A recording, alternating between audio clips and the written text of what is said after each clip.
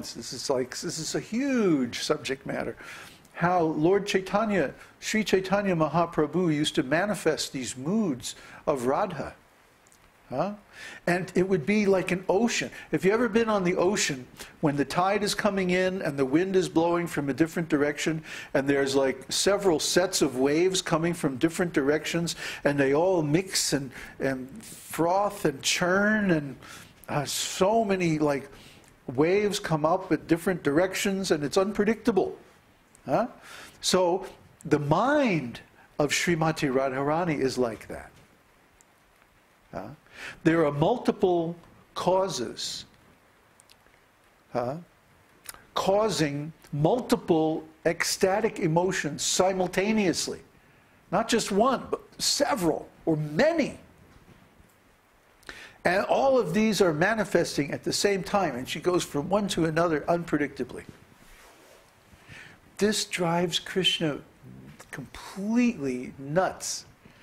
He's like, I can't wait to get a hold of this. He's like, give me more. This is like candy for Krishna. This is, you want to know how to attract Krishna? I'm telling you the secret. You have to attain this state of bhava where there are like multiple ecstatic moods happening simultaneously. Confirmed? And the different ecstatic manifestations of Radharani were mirrored in the personality of Chaitanya Mahaprabhu. And within the space of a few minutes or even moments, he would go from being ecstatically excited and happy to being completely dejected and devastated. And he would manifest physical symptoms like rolling on the ground, and all of his limbs would become dislocated.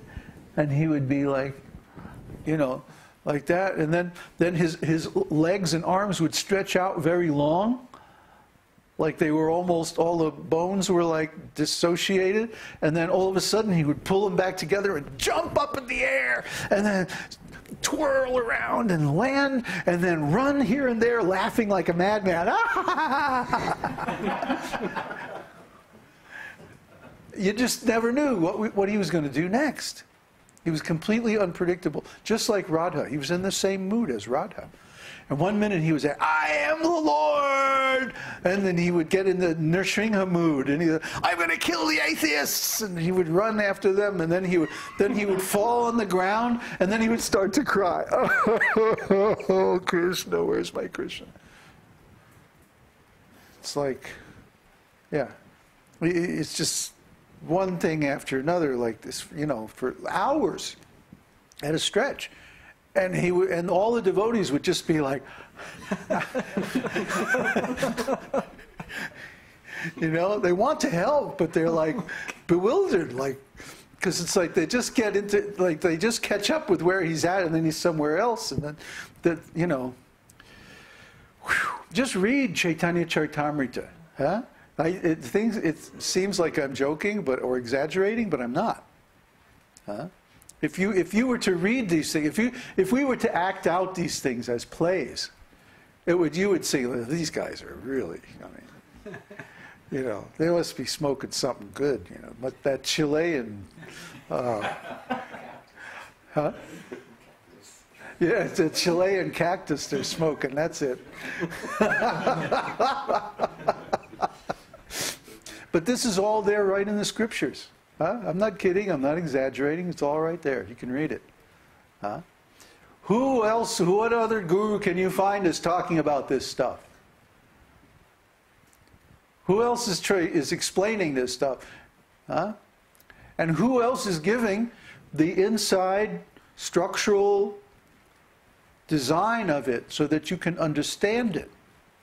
You see? The ecstatic symptoms are called sattvika bhavas, right?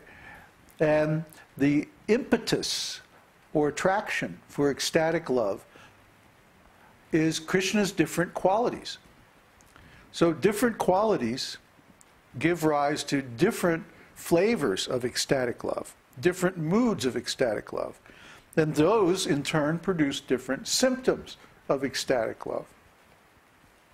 So when Krishna manifests several of his exalted transcendental qualities simultaneously, then the devotee is like, well, but, you know, they go into mahabhava. See, it's like their intelligence becomes overwhelmed by all these manifestations of Krishna's beauty all at once. It's like too much. It's too much for their little jiva soul. And they just go, they lose control of themselves. And they're going into all these ecstatic manifestations. And Krishna thinks this is great fun. This is Krishna's favorite game. Try to understand Krishna. Krishna, all he has to do is love. He doesn't have anything else to do. He just loves. That's all he does. The spiritual world is nothing but love. Different flavors of love, different pastimes of love. Eternally. That's all Krishna does. He engages in pastimes of love with his devotees. See? So this is what you should want. This is what you should desire. This is what you should work towards. This is what you should ask for. This is what you should develop by your practice of devotional service, this mahabhava. Because this will attract Krishna. It's a kind of madness. You have to go beyond the mind. You have to go beyond your ability to control the situation. This is very, very attractive to Krishna. Krishna finds it irresistible. We have to become servants of Radharani. What does it mean to be servant of Radharani? Does it mean you put on some mascara and eyeliner and a sari? And no, duh. That's what the Sahajiyas do. But what the real Rupanugas do is that they put on Radha's moods.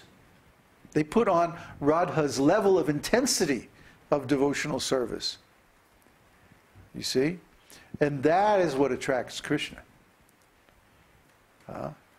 We can go so deep into this ocean of devotion. This nectar of devotion, the real name is Bhakti Rasa Amrita Sindhu. Sindhu means ocean. It's an ocean of bhakti. Bhakti means devotional service, spiritual love.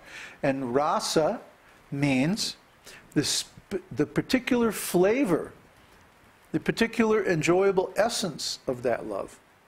And amrita means immortal or nectar. So the ocean of the immortal nectar of the flavors of devotional service. This is what we're studying. Nectar of devotion. Prabhupada simplified it a little bit for Western taste. But the real meaning, Bhakti Rasamrita Sindhu, is it's an ocean. It's an ocean with vast waves and winds and storms and currents and big fish and, sharks, whales. Try to understand. So the whales in the ocean of devotion are the great souls who can navigate this wonderful, unlimited ocean of ecstatic waves, waves upon waves of ecstasy. Sometimes multiple waves coming at once, and all unpredictable and like totally mad. Try to understand. This is not ordinary knowledge. This is not ordinary spiritual teaching. It's not even ordinary Krishna consciousness teaching. This is like way beyond any of that stuff. That's why we consider it so attractive. We consider this like the pinnacle, the ultimate, the highest. You can't find any science that's greater than this. You can't find any knowledge that's better than this. And if you want something less from devotional service, well, you can get that. That's all right. Take it and go. Leave us alone. We're just madmen sitting out here in the mountains, with the fire blazing and the computers whirring away and talking to all these people over the internet. I mean, what a thing. How could this exist if it wasn't for Krishna's potency? How could this even exist? Who would bother to even look at this show or tune in or find it or anything? I mean, if it wasn't for Krishna, if Krishna didn't think that this was a good idea, would anybody be watching? Would anybody pay any attention to this? I mean, come on, this is completely nuts.